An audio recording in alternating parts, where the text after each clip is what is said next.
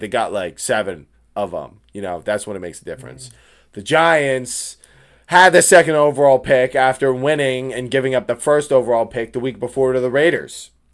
Now, if the Raiders won and the Giants lost, they would gain it back. The Raiders won this week, but the Giants managed to beat the Cowboys 34-17 in a game where Dak Prescott only played the first half of it, and the Giants starters played pretty much the whole time. Now, the Cowboys defensive starters were pretty much out there the whole time. They wanted to get a look at Milton on the Cowboys so they can give him some trade value. Like, it all makes sense, like the way everything panned out. He sold that game. Like, whatever value they were looking to get out of this. I swear, I almost freaked out. Joey goes, "Oh, Joe, the Giants score, go up 10 points," and it's like, all right, this is a game they could come back. The Cowboys can come back and win. And Joey goes, "I'm calling it here, Joe Milton interception." I'm like, nah, he's starting to figure it out. He just connected on a nice deep one. First play, me and him had the perfect angle, dude. We were on like the 22-yard line, right? On the Cowboys side. I'm staring, I swear to God, Joe Milton in the face from 7 yards away. And between me and him and Ryan Flournoy was Bobby Okereke scraping across, and I'm just watching it happen. The stars align like a solar system, and just Milton throw it straight to Bobby, like in my direction, and Bobby just jump right across, and me look at Joey like, what the hell was that? What did you know? How did you know that was gonna happen, dude? Our defense doesn't get interceptions like that. Like, how did you know? It was just a ridiculous game. And I don't know, like, it seemed like the Cowboys wanted it less, or they wanted it more, the loss, that being, because they were able to run the ball against this Giants defense, but this Giants team's, like, hungry to, like, on offense, like, they want to move the ball and score. They haven't been able to do it with great success, so, like, they're taking the opportunities that are there, and Dallas just, like, they enter half losing with Dak as a starter, and, like, the second half, like, Milton isn't playing well. Like, the Dak fumbled on the opening drive of the game. When the hell has he ever done that? So there were things that happened for the Cowboys. They fumbled a couple times. It was a really weird game, but because of it, the Giants get the 5th overall pick. It could have been as bad as 7, but the Browns and Commanders both won. But we would have had the 1st overall pick if we lost. As you can see, guys, looking at the strength of schedule, the Raiders, the Jets, the Cardinals, and the Titans all had a harder strength of schedule. Giants would have the 1st overall pick. The Giants are... Did you hear Jackson Dart's interview afterwards? Did you hear it? I saw his, like, live on the field, like, Snapchat that he, like, likes to do. He said flat there, like, oh, like, he talked about, he's like, no, I think I would really love to end the season on a cultural win to show that, like, going into the offseason, we see, like, hey, we got something together.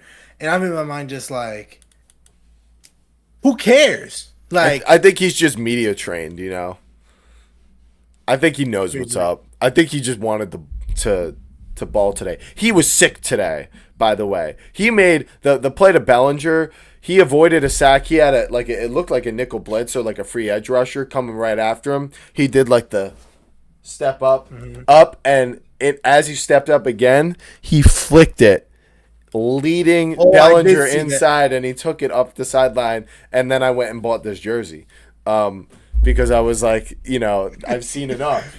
I have seen enough. I kind of knew. I never bought a Daniel Jones jersey. I never quite felt it. Like when I knew with Dart, I felt it already this year that I was like, I feel like I know, like he's gonna be at least here for the full 4 years and be pretty solid. And if we can't extend him, then somebody needs to be taken away, I guess. I don't know. Something needs to happen to them. But yeah, the Giants are 8-30 in their last 38 games, and 4 of the 8 wins have been in week 17 or 18. So basically, we are 4-30 in the games that matter when you're starting the season and making a push and trying to figure out things halfway through the season. I would say those games matter. We can't win those. We can never win those. And I'm not gonna blame Brian Dable alone when it just seems to be like this is the same thing every year. That's when I would look at, okay, what kind of team and culture is the general manager making? And it all brings me back to Joe Schoen, because to me it's just unacceptable to keep him. And currently the news is Dan, because John Mara has cancer. We know this. The narrative that he doesn't really want to, do a GM search right now. He doesn't want to give up control either, though. You should really be having the organization continue to operate normally. If this is something that's normal, hiring a general manager is a huge decision. Are we going to ignore doing that because, you didn't want someone to kind of step into your shoes while you rest? For a little bit, yeah. I understand it for his psychology. He probably doesn't ever want to stop doing this. You know what I mean? Like John Mara, like he wants to keep doing this. This is what makes him feels alive. I get it. But like, okay, then you got to swallow a big pill that we need a new general manager. This is unacceptable. 8 wins in 38 games, and half of them are like potentially hurting you. Like, that's what I was saying in the last time when we beat the Raiders. It feels like the league is playing a joke on us. When we were like beating the Cowboys, it didn't feel at all like we were beating the Cowboys. You're beating the Cowboys backups. I was going to say that, yeah. Like I thought about that. We were winning at half, but Dak literally fumbling the opening snap. It's like, dude, they didn't want to win. They didn't want to win that game, plain and simple. And it looked like Ben it's Johnson like a joke. Trick plays, but like they actually were for real. Like they were. It literally looked like they went in there saying, "We're gonna run this play, yo." This is exactly how we're going to do it. Yeah, and the Giants ran trick plays, and some of them didn't work. I'm glad the Giants players had fun. I'm sure some of the guys over there needed that. I'm not like, I mean, it's kind of annoying that we still could have got the first overall pick and we didn't get it. It makes me feel like, I wish we just lost to the Raiders. Would have fixed everything. We could have still beat the Cowboys, but we just had to beat the Raiders, and this is why that was the Tank Bowl. Because if we did lose to the Raiders, we would still have the first overall pick, because they would be 4-13, and we'd be 3-14. But no, that's why we had that. If there was ever a game ever to tank, which John Mara is never a fan of, it's like, okay, dude, well, you can't keep this guy for any reason. What has Joe Schoen done to give us any confidence? I don't think anything. So that's the draft order. I'll quickly read through it. Raiders first, probably Mendoza. Jets, potentially going to draft a quarterback, second overall. Cardinals, maybe quarterback.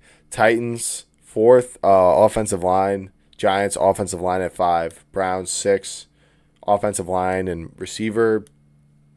Commanders, 7. Saints, 8. Chiefs, 9. Chiefs at number 9. Isn't that crazy?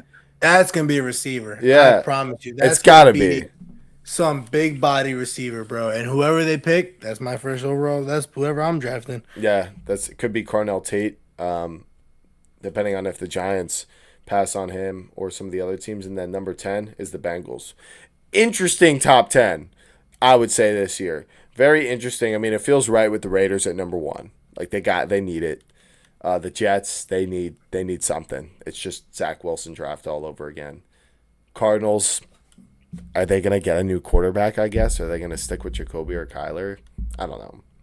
And then we kind of talked about the Giants' needs. Probably guard or any offensive line position, really, I'm fine with. And then maybe Carnell Tate or Caleb Downs. But you got your quarterback. If you pick anything else that's not investing in protecting this man, I don't know. Right, because, this is the thing that wins, it wins championships. As people say, a defense, it's like, all right, well, that's 11 guys. Like, can we narrow it down a little bit? It's like, okay, offensive line. It's kind of like a defense. You can chew up the clock and all that. Like, that's the most important thing. It always comes down to that. The best teams in the league right now have good offensive lines. Broncos, Patriots were panning out pretty well, but it's the schedule. And then the Seahawks is panning out well, and so is the Rams. So it's like all the top teams.